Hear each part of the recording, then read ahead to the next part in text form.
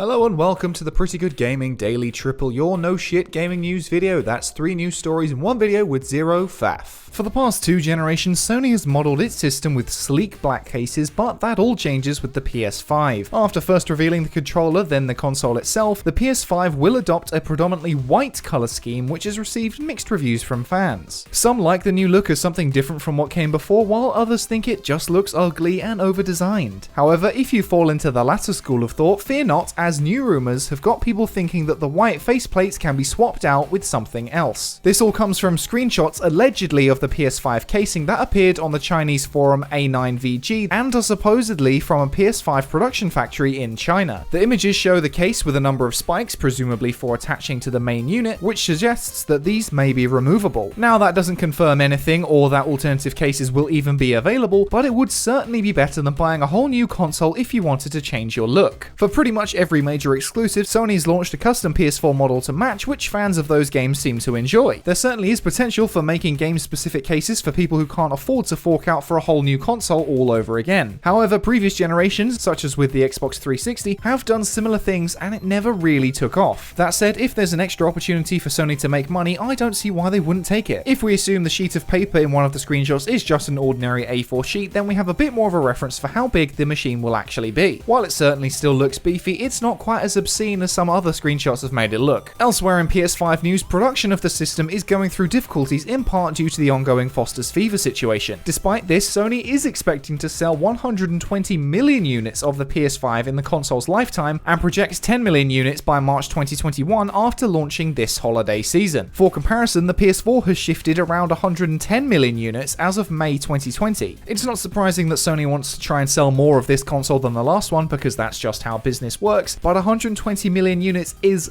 a lot. On top of that, the average console cycle is generally 6 to 7 years per generation, but apparently Sony may be trying to shorten that to just 5 years. So Sony is expecting to outsell the PS4, which has totally dominated this generation, in a shorter amount of time. Good luck. Sony's 120 million figure doubles that of Microsoft's Xbox Series X, which also launches late this year. Sony is continuing its strategy of building games that are system sellers, whereas Xbox is focusing more on making its games playable across multiple platforms and services. Whereas Sony is putting all its eggs into the PS5, Microsoft is busy diversifying its output across the upcoming Xbox Series X console, the current Xbox One console, PC through Microsoft Store and Steam, Game Pass, and xCloud streaming. Sony is keen to get people playing on its PS5 system, but Microsoft doesn't seem to care where you play so long as you're playing its games. Benefiting from multiple platforms and services sounds all well and good in theory, but Microsoft just needs to actually make some good games. There are a couple of pretty decent Microsoft titles out there this gen, but the company is a far cry from the glory days of Halo, but here's hoping that Halo Infinite can finally relight the fire. He's so ugly! I love him!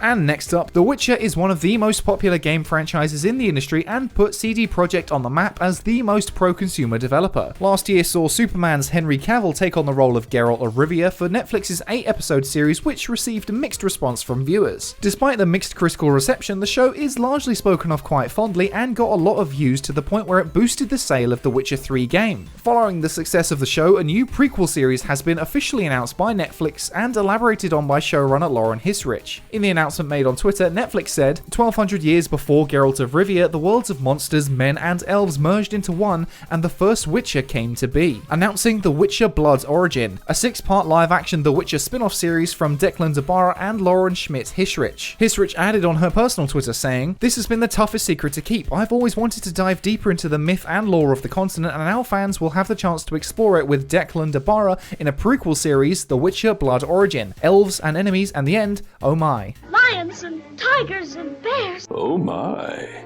Add to that the Witcher animated series, a new Witcher game CD Projekt is slowly working on, a new Witcher book by the original author, and Series 2 of the show, and you've got a lot of Witcher content to look forward to. As with most fantasy franchises, there is plenty of very rich lore to draw on for another story within the Witcher universe long before Geralt began his monster slaying. It's unclear when the show will start production, especially since the second season of the main series is having production troubles of its own due to the pandemic. The show is now set to begin production on August 17th, meaning that filming filming won't end until February next year. Add on to that various post-production tasks, and the show won't be coming back until next summer at the earliest. However, according to Hisrich, the pandemic has not affected the production of this prequel series and has been the plan all along. In the absence of The Witcher on our TV screens, star Henry Cavill has been delighting the internet with footage of him building his own gaming PC. This montage was shared to his Instagram a couple of weeks ago and proves that he really is a nerd just like us, only significantly more attractive than your average sweaty PC gamer.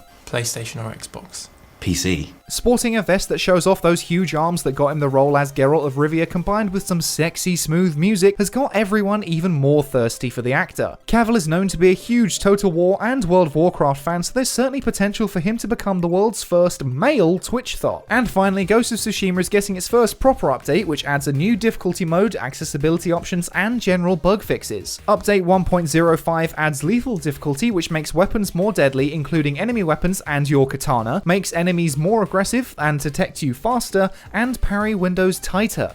Tighter. The game isn't brutally hard like a FromSoft title, but has some challenge to the combat as you juggle different stances and weapons. Adding a harder difficulty like this basically means that you can turn the game into a more of a Sekiro-like experience if you want to. However, if you want an easier experience, there will also be the option for less intense combat that makes the enemies weaker and stealth more forgiving. This makes more attacks blockable, enemies won't combo you as much or attack you while you heal, and their awareness builds more slowly. In terms of accessibility, a number of text options are being introduced. The option to have larger text will increase the size by 150% of subtitles, objectives, and prompts. The speaker name on the subtitles can now be switched off, and text color can be changed to yellow, blue, red, or green. I finished the game over the weekend and I absolutely love it, but the only major things I want from an update are a new Game Plus mode and a challenge mode so that I can spend more time with the game's excellent combat. And that's it for today. If you enjoyed this no shit format, go ahead and give the video a like to give it a boost, hit subscribe and the bell if you want to stay up to date on all future installments.